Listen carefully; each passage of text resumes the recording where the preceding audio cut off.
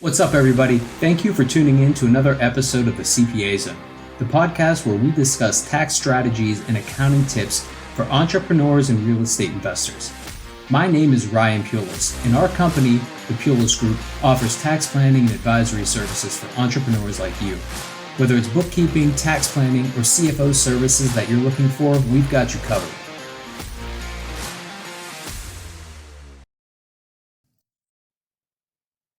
What's up, everyone? Welcome back to another episode of the CPA Zone.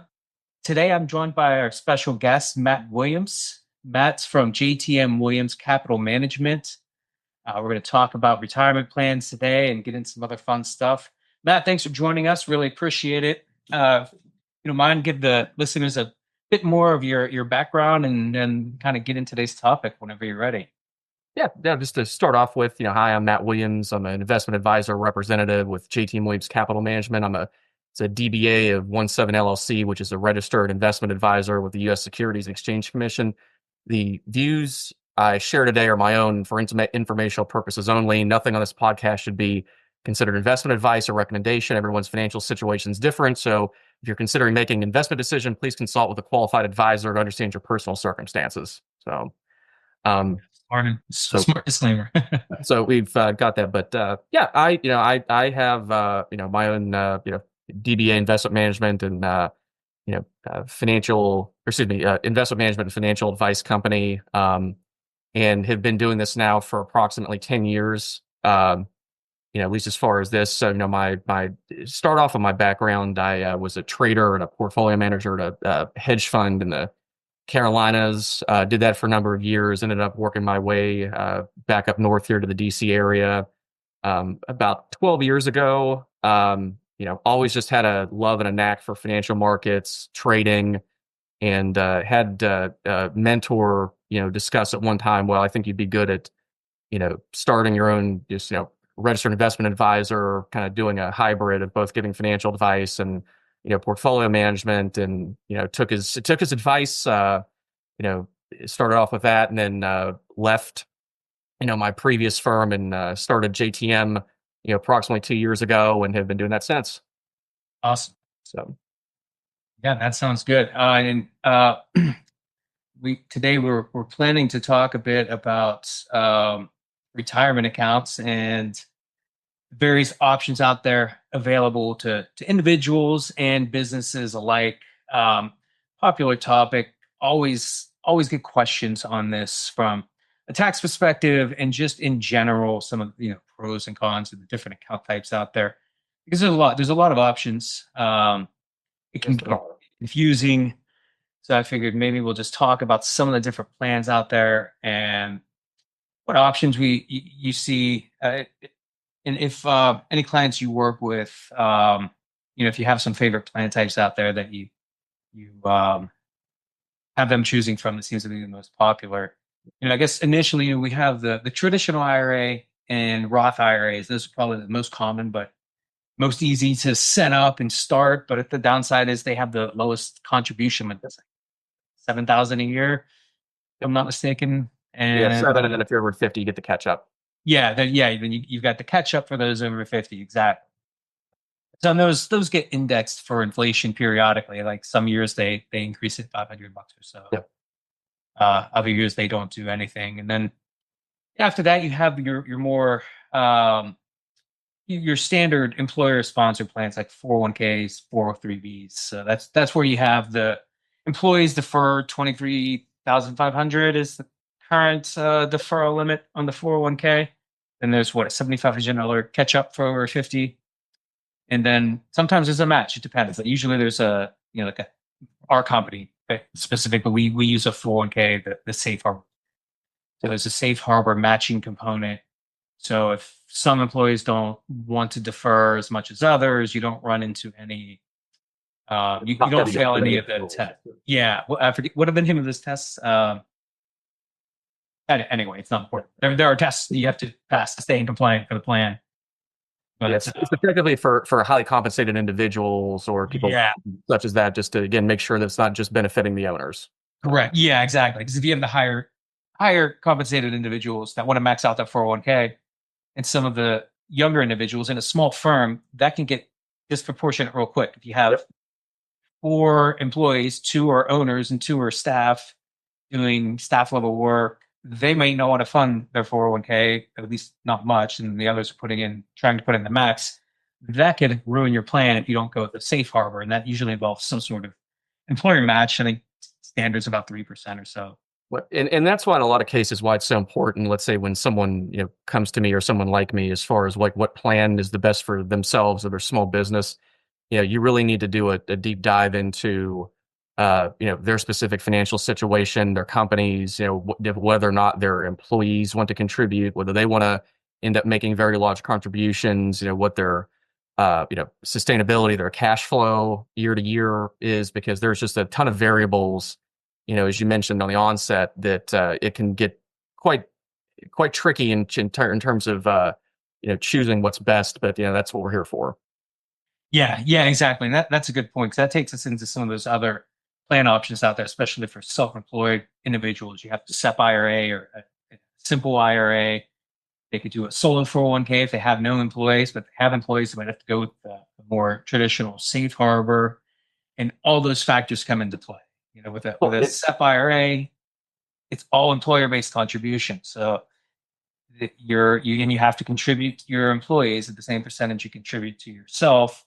yep. So that's where, like you mentioned, cash flow and just communicating that, educating the business owners, like what's happening, what's going on, is huge, because they don't want to end up in a position where they can't fund the plan or have to shortchange their own contributions to make sure they're treating all their employees fairly.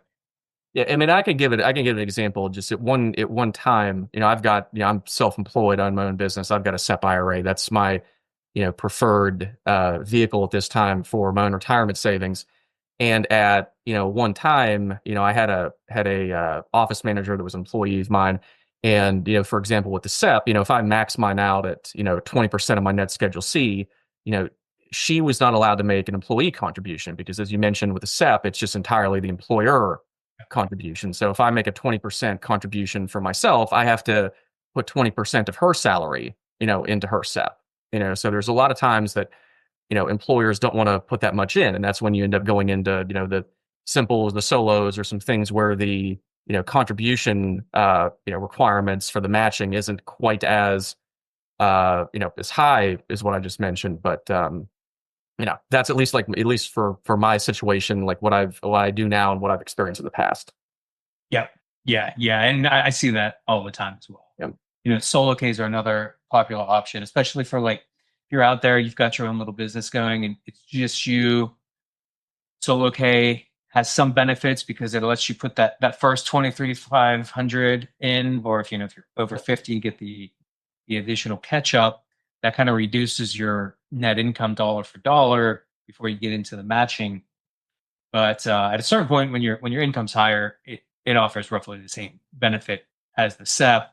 And then at the same time, when your plan balance, I think, what is it, $250,000 is the limit for the plan assets, then you have to start filing 5,500 forms to report the plan assets. Well, I'll tell you where it gets interesting is that someone like me, and this is something, again, just disclosure, like I'm contemplating right now because of some of the changes in the tax rule. You can have both a solo and a SEP, because, from in terms of a funding perspective, I could do the employee share via the solo. You can do the employee and the employer in the solo, or if you wanted to, you could do the employee in the solo and then leave the SEP for the employer. And there are some benefits as far as flexibility for choosing to do that when it comes to uh, when you're capable of making contributions. If you ever believe there may be a reason for you to end up having to take money out of the plan for any type of an emergency. But we can get into that. But that's potentially something I've contemplated myself with some of the changes here with recent legislation. Yeah, was that in the Secure Act 2.0, where you're now allowed to take withdrawals for, like, emergencies, and do Yeah, employers well, that's, on the well, portion? with the solo, to take money out, you have to have what's called like a triggering event, where it's effectively you're either over 59 and a half, the person has passed away, you cease operations, or there's some type of event where you've left, your business is shuttered, or yes, there are some hardship waivers. But from that standpoint, again, like one of the biggest ones is just the fact that now you can make Roth contributions, within the solo, whereas, previously you were kind of limited by what the plan document said. But then again, obviously, there's a difference between what the IRS allows right now and what some of the custodians are allowing. So, Yeah, absolutely. In fact, you were telling me yeah. technically right now, the Roth deferral, so the employee 23,500 or 31,000 if you're over 50 with the catch up, that is allowed to those are allowed to be Roth contributions and have for Yep. now technically the employer match is also allowed by the IRS to be a Roth contribution, or historically the employer match always pre-tax because the employer is taking a deduction. So for the employee, that's more similar to like a traditional 401k deferral, not the Roth. But the IRS allows a Roth employer match, but I have yet to see anyone use it or have a plan that allows it yet. Because I think everyone's still figuring out like how that's gonna work for reporting purposes. Yeah, based off of my own experience, again, just as someone who custodies at Fidelity, their opinion on it as of right now is yes, with their solo 401ks, you can make Roth contributions with the employee contributions, but the employers still have to be pre-tax. And as far as like maybe getting into the weeds, what they require you to do is you set up the solo 401k as a plan, and you have technically two separate accounts, from what they are telling me here, because this is a fairly recent development in terms of them allowing the Roth contributions with the employee deferral. Um, but again, like with the IRS, technically, at least according to, recent changes, you can do both the employee and employer, with Roth contributions. But, what I would be curious with is just how, potentially how you would reflect that on a tax return. Just because again, it's not deductible as it once was. So again, like there's got to be some type of a itemization where the IRS is aware that you've made the contribution, or the business has made it. But then again, how do you write off something that's technically made with after tax dollars? So that's still where I think there's a hang up. Yeah, I suspect though, like for employees, I suspect there'll be something on the W-2 where maybe they add income back to um, your wages on there and then reflect it on a code in box 12 with other retirement things. I don't know, but then Well, does not to interrupt it. employ people? Yes. Well, that's the thing, is that if you're just a sole member, or just Yeah. if you're a sole proprietor or you're a sole member LLC, like you don't actually have to W-2 yourself to do Right. it. Yeah. Exactly. Yes, I mean, now if you've got an S corp, yes, you've got to have a W-2 and then go, through all those types of things. But yes, that's where I'm just kind of curious on what someone's tax return is going to look like, or what their Schedule C is going to look like if they are making, making Roth contributions into either a SEP or a solo, because the same thing goes with the SEP. The IRS, Yeah. is allowing you to make the Roth contributions now with the employer share of the SEP, which that's the only thing you're allowed to make. But again, most of the custodians don't necessarily know how to do that, because at least my potential speculation would be is that they'll probably make you open up a whole separate SEP IRA account to make the Roth contributions, and your pre-tax stays in the previous SEP IRA account. That's at least if I had to speculate on my part. Yeah. Yeah. That's the thing right now. It's just speculation. Yep. Hopefully they'll figure it out soon because that could be a nice savings vehicle for a lot of people getting those Roth dollars in. Because as I'm sure you're aware, when you retire those Roth accounts, you don't run into RMD issues if you roll everything out to IRAs. Roth IRA, no RMD. Traditional, you have to take RMDs, and you can really helps with estate planning for some passing along some wealth to your heirs as well. They don't have you just don't have all the issues that come with RMDs. Well, yeah, I mean, especially with some of the changes here from, tax legislation in the last, half decade, especially just even with the rules now as far as the inherited IRAs, you used to be able to stretch those, effectively, let's say if it was a non-spouse benefit, well, difference would obviously the spouse beneficiary and a non-spouse beneficiary. That say if you leave it to your children, it used to be they could effectively use it as their own retirement account and stretch it for throughout their lifetime. Well, now they're under the 10-year rule. Yeah. The Congress and the IRS were getting into a little bit of a spat here, post 2020, as far as whether or not you're going to have to take RMDs from the IRAs that were inherited, but now obviously they're still under the 10-year rule, at least with the Roths. There's no RMD, but you still have to have those uh, completely depleted by the end of the 10th year, after someone passes away. But even still, there's no taxes. Yeah, they're not going to get stuck with the tax bill. Yep. Yep. Yeah, they really muddied the waters on those inherited IRAs. I remember initially when that passed, the 10-year rule, a lot of people were thinking, well, you just get the IRA and you can wait 10 years or you could spread it out. And it's like, well, actually, if they're already taking, if the inherited IRA came from someone already taking RMDs, you have this rule where you have to continue distributing in the first year. I mean, now they did waive penalties on RMDs that weren't taken under these rules for a number of years, like 20. It was this year, I believe, is the first year. Yeah, it is. Yeah, because it went through 24. Yeah. I can't remember if that started in 21 or maybe it's 22, but so they waived the penalties, but it did. It caused a lot of confusion, a lot of different advice out there, and wasn't not. Wait, not you got into some situations where people were taking RMDs and then found out that they didn't actually need to. Now, again, that gets into the efficacy of, do you want to spread the tax burden out over 10 years, or do you just want to take the whole thing in 1 year? So, that's obviously if you're a case by case basis and what people's circumstances are. There's some situations, this might be getting a little too in the weeds. At least what I have advised some clients to do is, if they can, let's say they've got a inherited Roth, and let's say they're under the AGI limits to where they can contribute to their own Roth. I've had them doing the RMDs, or they're not technically RMDs, from the inherited Roth IRAs, and then making contributions into their own Roth. So then that way they're effectively kind of not shielding's not the best word, but you're kind of taking it from one Roth into the other. Provided their AGI is low enough to do that. Yeah. So. Yeah, exactly. Yeah, I love the Roth accounts. I think they're great.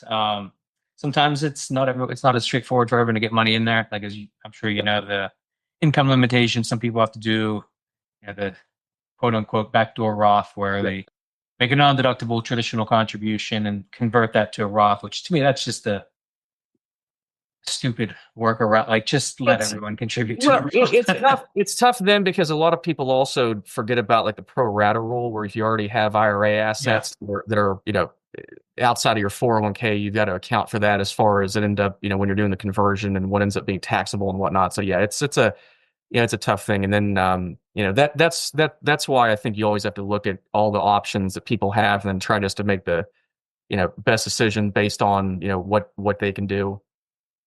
Yeah, that's a good point. So for anyone that's not aware, even you can do this if your income's too high for a traditional, or I'm sorry, a standard Roth contribution. You can do the backdoor Roth. However, as Matt pointed out, if you have an existing traditional IRA or SEP IRA or simple IRA, you have to convert that account before you can do a backdoor Roth, because the IRS doesn't just let you go right into Roth. So. Good point. Thanks for bringing that up. Well, one thing on that, like, kind of where you're going, is the other thing to remember though with 401ks, or TSBs, or any type of qualified employer plan, the AGI limits for making Roth contributions within those qualified plans aren't the same as making just a standalone Roth contribution in a Roth IRA. So there are no income limits where new limits. Yeah. So, and that's where you get into, okay, well, if someone's wanting to make Roth contributions, but they make too much money, and you've got, this vehicle, at work, which is your 401k, yes, you're not going to end up getting the tax deduction, but if you want to build Roth assets, that's effectively, you're probably your best option, without having to go into doing the conversions and all those things. Yeah. I mean, that's what I do. I do all my Roth stuff through the employee deferrals for the 401k. I have other accounts from old employers and stuff. It's just like, that's what I personally. Yeah, or you get into, let's say, with the spouses, if let's say one person has access to a SEP and one person has access only like to a 401k, you might have it to where one person's doing all the Roth contributions and one person's doing all of the pre-tax, to where it ends up, netting out. But, that again, that gets into a case by case basis on what everybody's, what your options are. Yeah, exactly. And that's why it's so important to when you start working with a new advisor, you really got to put everything on the table, because if you forget to mention an account like you have the traditional IRA, you might be given options that you really aren't eligible for, Yeah. because they don't have the complete picture. Because I know a lot of people, some people they like to diversify and keep spread the risk around. So they might have an advisor manage certain accounts and then they do some of their own stuff. Maybe they just have play accounts, but just you need to make sure you're transparent with any advisor you're working with so they can give you the best advice for your specific situation.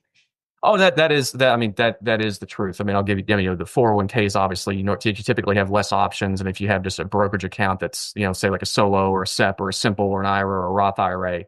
And even then in some cases, there's some, custodians that if you've got a solo 401k, they don't allow, let's say direct money management. It's got to be some type of a third party that manages it. So again, even in that case, yes, there are people that, might even want to have separate accounts so that I can be more hands-on with this and someone else is going to take control of this. So yeah, it's always just, it's case by case basis, and you really have to look at look at all the specifics of the options you have. Yeah. Yeah. And then, so like we work with a lot of real estate investors, and this podcast episodes are usually tailored around tax and accounting topics for real estate investors. But the retirement accounts, I think they're important for everyone. And I'll get questions often. So, like, as you probably know, the rental real estate is not technically earned income. So you don't make contributions to a retirement account with your real estate cash flow. Now you can make contributions to a traditional IRA or possibly a Roth IRA, because that's just right through your tax return if you have other earned income, and if you have an employer, the 401k option may be there. But I know, some folks, we've come up with more creative ways to get money from the real estate portfolio into retirement accounts. But there again, you kind of have to weigh the pros and cons. Yeah. So usually, what we would do if you've got a sizable rental portfolio, what some folks will do, they'll set up a property management company, and they self manage the rentals. So then you're paying management fees to either like a Schedule C sole proprietor type deal, or maybe they incorporate it or set up as an S corp, depending on how much income they're going to generate.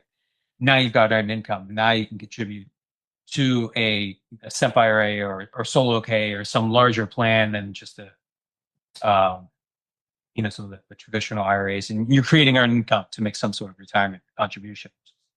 The key point there, but that's then you're also paying self-employment taxes on that income now. So there's so many variables out there and trade-offs to consider.